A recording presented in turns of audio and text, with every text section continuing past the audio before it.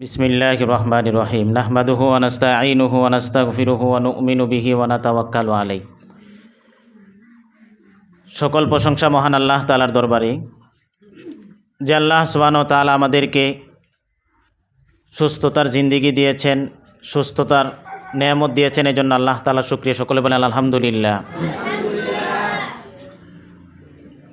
আমরা যেই অনুষ্ঠানের মধ্যে উপস্থিত হয়েছি, আল হুসাইন ছাত্র সংসদের পক্ষ থেকে আয়োজিত আজকে এই সেমিনার, আসলে মানুষে একটা লক্ষ্যস্থ পৌঁছতে হলে, অথবা মানুষ দুনিয়া এবং আখিরাতে যদি কামিয়াবি হতে চায়, দুনিয়া এবং আখিরাতে যদি কল্যাণের মুখ দেখতে চায়, তাহলে অবশ্যই তাকে ইমতিহানের মাধ্যমে, পরীক্ষার মাধ্যমে পরীক্ষা দিয়ে উত্তীর্ণ হয়ে কামিয়াবির দরজা উত্তীর্ণ হতে হয়।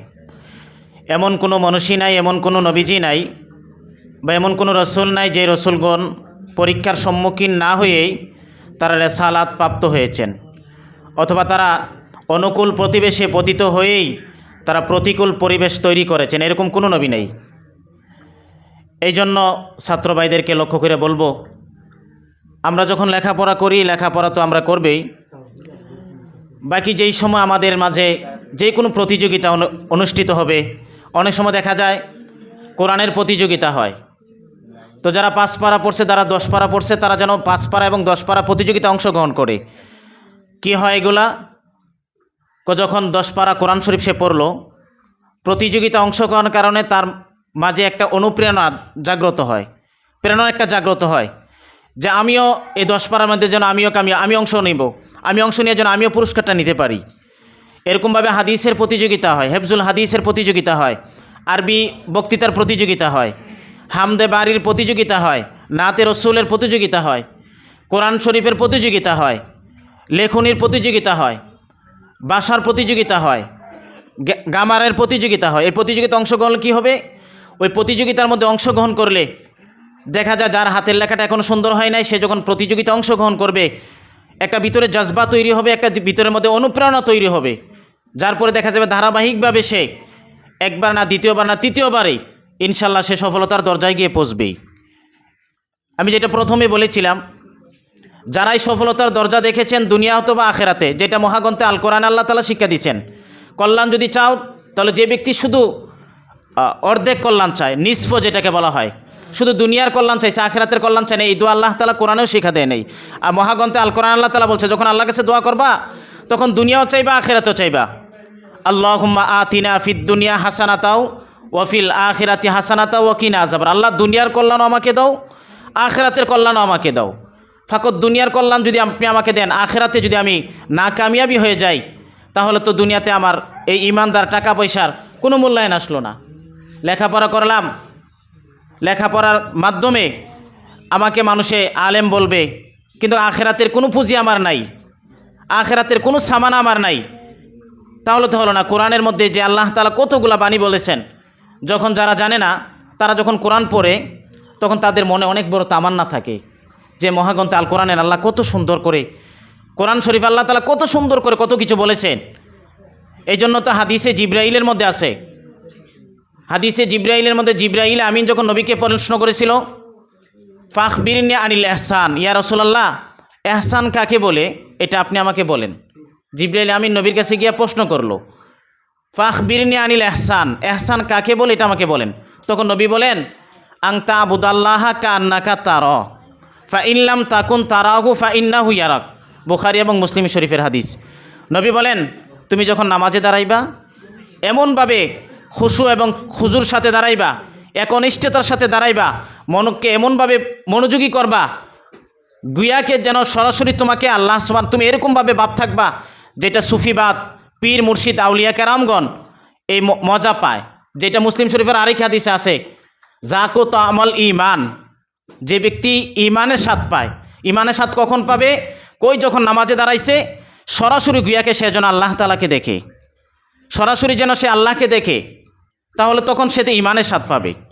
তাকমিলে ইমানের কথা আরেক হাদিসে যেটার মধ্যে আসছে, ফাকাদ ইস্তাকমালাল ইমান, তার ইমানটা যেন পরিপূর্ণ হয়ে গেল। কখন হবে? আমরা নামাজে দাঁড়াই, আমরা তো আল্লাহকে দেখি না। আল্লাহকে না দেখলেও কি হবে?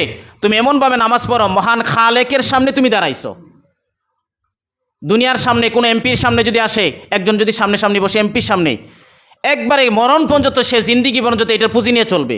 আমাকে চিনো, ওই ছবিটা সে ভাইরাল করবে, ওই ছবি সবাই জানে আমি এমপির সাথে, দেখো আমার সাথে কত বিনয়ের সাথে এমপি আমার সাথে কথা বলতেছে।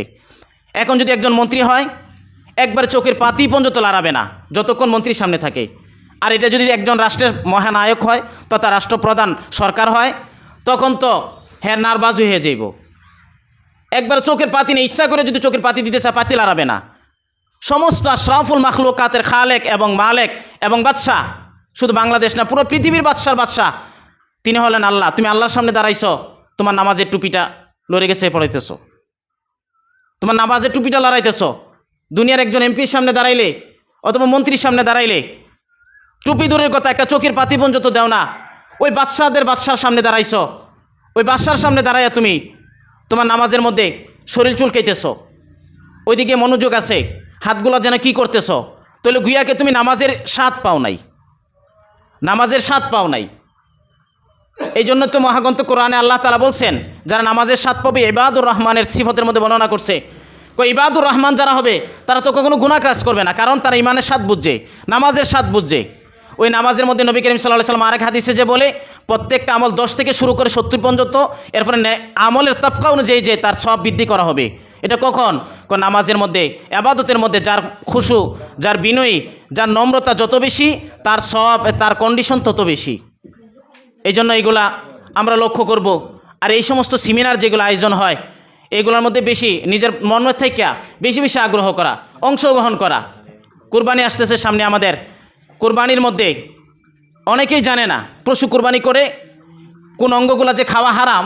আমি তো আল্লাহর নামে কুরবানি দিলাম, কুরবানিটা আল্লাহ তাআলা যেন আমার কুরবানিটা কবুল করে, আল্লাহ তাআলা যেন আমার কুরবানিটা কবুল করে। আমরা তো বলি ইন্না সালাতি ওয়া নুসকি ওয়া মাহইয়ায়া লিল্লাহি রাব্বিল আলামিন, আল্লাহ আমি কুরবানিটা দিয়ে দিলাম রবের নামে, আপনি কবুল করেন। ভাই রবের নামে তো কবুল করবে না, আপনার ইখলাসের সাথে হইতেছে কিনা এবং কুরবানিটা কিভাবে দিলে আল্লাহ কবুল করবে ওইগুলো তো জানা দরকার। আপনি যখন বাড়িতে যাবেন, আপনার চাচা যখন দেখবে, আপনার ভাই দেখবেন, আপনার বাবা দেখবেন, আপনাকে জিজ্ঞাসা করবে যে আমরা যে কুরবানিটা দিচ্ছি চামড়াটা কি করব, চামড়াটাকে আমরা কি করব, শরীয়তে কি বলে এটাকে, এবং আমরা যে কুরবানি দিচ্ছি আমরা কি কুরবানির সব অংশ গোস্তগুলো আমরা খাইতে পারবো কি না।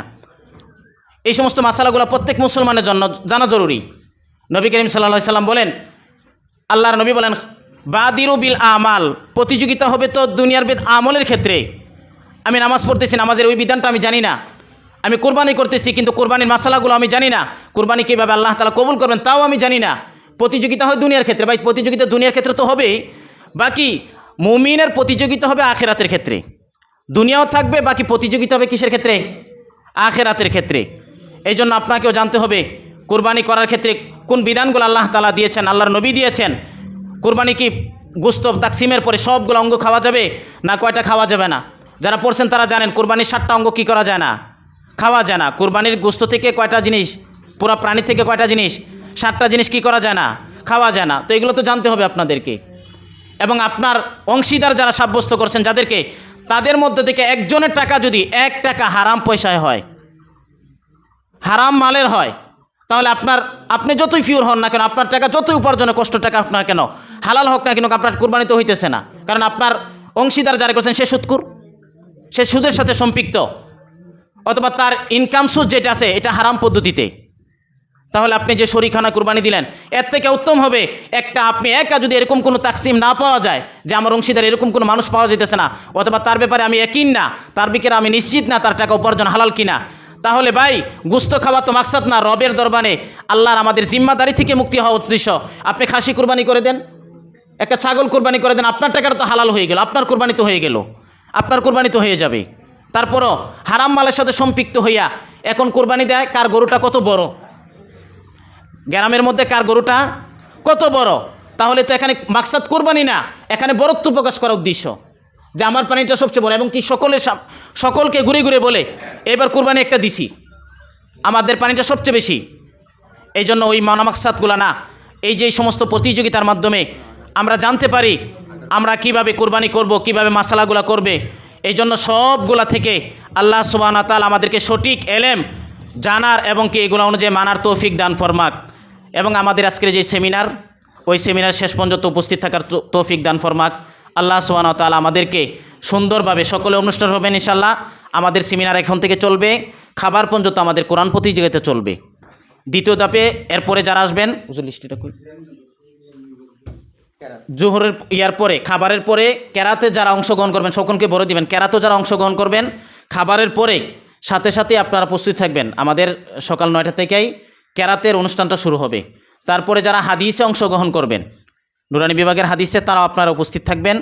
এবং কি যারা কোন বক্তব্য এর নাই তো আরেকটা কাগজ দিছে আপনাকে, ছোট কাগজ, বাংলা ইংরেজি বক্তব্য যারা দিছেন, নাম দিছেন, আপনারা অবশ্যই জোহরের আগে সকলে উপস্থিত থাকবেন এবং প্রস্তুতি নিয়ে রাখবেন। ইংরেজিতে যারা বক্তব্য দিছেন, জোহরের পরে আরবি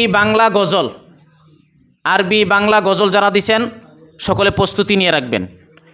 মাগরিবের পরে তো মুবাহাসাই হবে এবং যারা কুইজ প্রতিযোগিতা দিবেন এবং যারা প্রস্তুতি নিয়েছেন তারা আপনারা প্রশ্ন রেডি করে রাখেন এবং প্রশ্নের পুরস্কার তো আছে। নিছেন না কুইজ প্রতিযোগিতা? কোন জামাত? কে হাত তুলছে? কুইজ প্রতিযোগিতা নজরুল মেশকাত না আপনি একা? কয়টা প্রশ্ন এতক্ষণ করতেছে? পুরস্কার আইনো আরও তৈরি করেন অন্য জামাত থেকে, বা ব্যক্তিগতভাবে বলতে পারেন, কেউ সমস্যা নাই। হুজুর সুযোগ দিবে যে হুজুর কোনো জামাত নাই, আমি ব্যক্তিগত পক্ষ থেকে আমি 50টা প্রশ্ন করলাম, 50টা চকলেট আনলাম, হুজুরের সুযোগ দিবে, সমস্যা নেই। বা 20টা 10টা, এক জামাতে কতক্ষণ বলবে? অন্যরাও প্রস্তুতি নেন, ওনাদের চালাইলেও আল্লাহ সুবহানাহু ওয়া তাআলা আমাদেরকে একদম শেষ পর্যন্ত থাকার তৌফিক দান ফরমাক।